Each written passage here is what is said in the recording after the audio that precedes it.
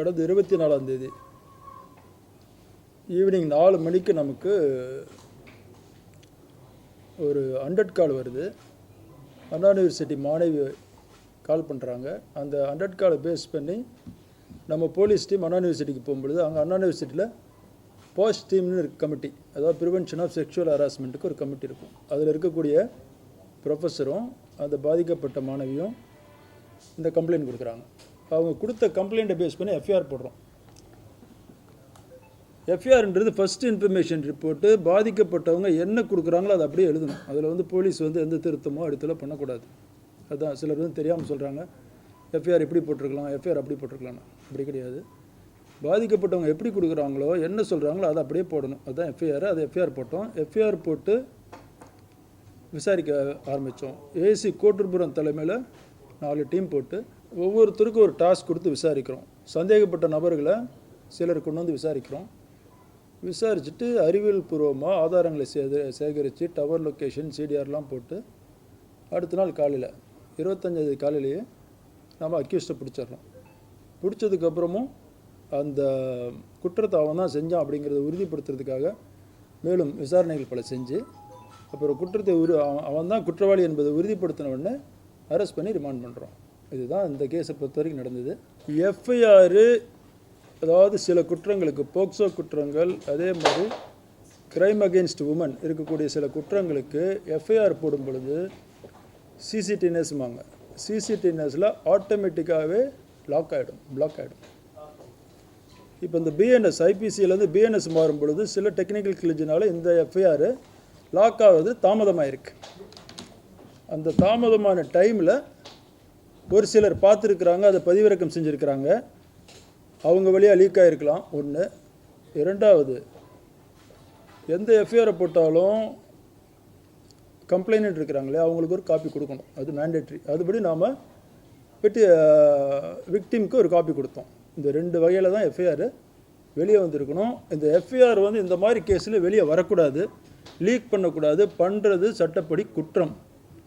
அதே மாதிரி அந்த லீக்காக இருந்தால் கூட அதை எடுத்து வச்சுட்டு பெரிய அளவில் விவாதம் செய்வதும் சட்டப்படி குற்றம். என்ன குற்றம்னா, பாதிக்கப்பட்ட நபரோட ஐடென்டிட்டி, அதாவது அடையாளம் எந்த வகையிலுமே வெளியே தெரியக்கூடாது. பேர் தான் சொல்லணும்னு இல்லை, அவங்க கொடுக்கக்கூடிய சில தகவல்களை வச்சு அந்த பாதிக்கப்பட்ட நபரை நாம் அடையாளம் கண்டுபிடிக்க முடியும் அப்படிங்கிற அளவுக்கு தகவல் கொடுத்தாலுமே தவறு. அந்த மாதிரி கொடுத்தது வெளியே தெரிய வந்ததுனால இப்போ கோட்டூர்புரத்தில் நம்ம இந்த லீக் பண்ணதுக்கு எஃப்ஐஆர் கேஸ் போட்டிருக்கிறோம். இப்போ அதுபடி போட்டு யார் இதை லீக் பண்ணாங்க அப்படின்றத கண்டுபிடிச்சு அவங்களுக்கும் தகுந்த தண்டனை அளிக்கும்.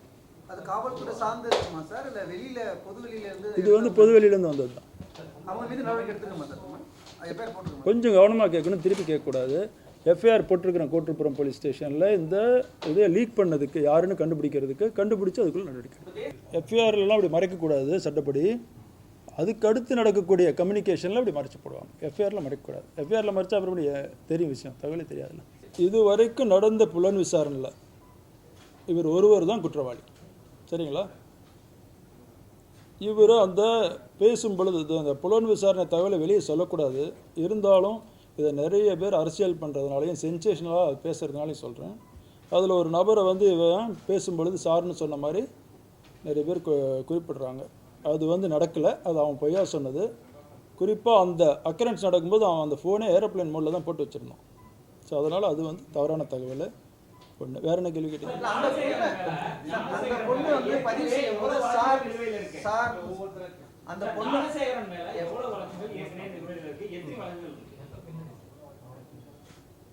இது வரைக்கும் ஞானசேகரன் மேலே சென்னை மாநகரத்தில் பொறுத்த வரைக்கும் 2013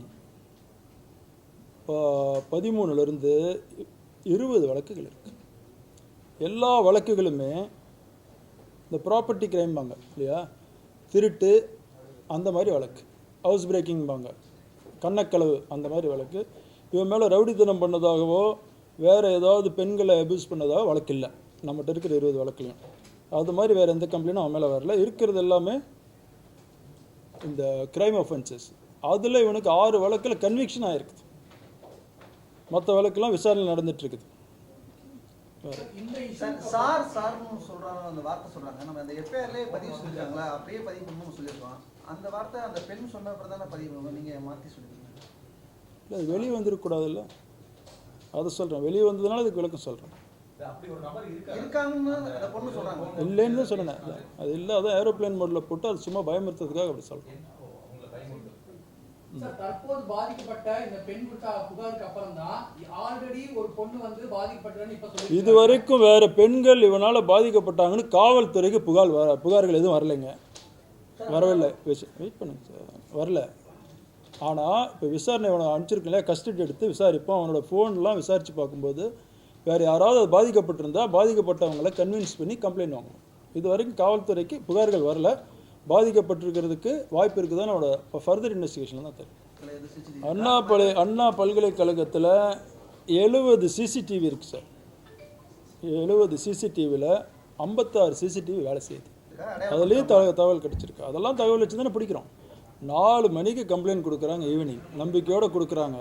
அடுத்த நாளுக்குள்ளே அக்யூஸ் அரெஸ்ட் பண்ணி என்டையர் இன்வெஸ்டிகேஷன் முடித்து ரிமாண்டே பண்ணியிருக்கிறோம். இதை விட வேறு என்ன நம்பிக்கை வேணும் உங்களுக்கு?